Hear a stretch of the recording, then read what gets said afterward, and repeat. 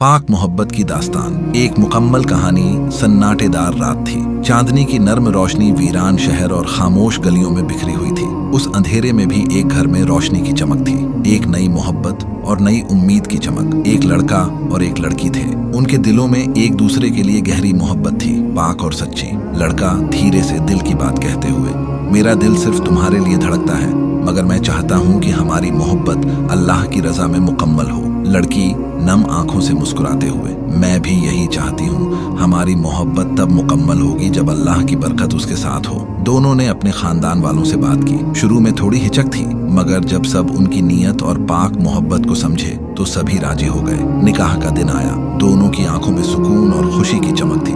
मौलाना साहब ने निकाह पढ़ाया और अल्लाह की बरकत से उनका मिलन हुआ। मंजर, लड़का और लड़की एक दूसरे के हाथ थामे मुस्कुराते हुए अपने नए सफर की शुरुआत कर रहे थे। उनके दिलों में अब डर नहीं बल्कि भरोसा और मोहब्बत की गर्माहट थी। लड़का मुस्कुराते हुए, हमारी मोहब्बत अब सिर्फ इश्क नहीं बल्कि इबादत बन गई है। लड़की, और यही असली खुशी है जब मोहब्बत अल्लाह की रजा में हो। निकाह के बाद उन्होंने अपने घर और अपने दिल की जिंदगी को इस्लामी उसूलों के मुताबिक सजाया। रोज़ा, नमाज और अल्लाह की इबादत में मशगूल रहते हुए वे एक दूसरे के लिए रहमत और सहनशीलता का नमूना पेश करते। मंजर, एक सुबह सूरज की नर्म रोशनी उनके कमरे में गिर रही थी। लड़का नमाज अदा कर रहा था और लड़की दुआ कर रही थी। उनके घर का हर कोना अब सुकून और बरकत से भरा हुआ था। हर दिन उनके लिए नई रहमत और बरकत लेकर आता। मुश्किल वक्त में भी उनकी मोहब्बत और ईमानदारी उन्हें मजबूती देती।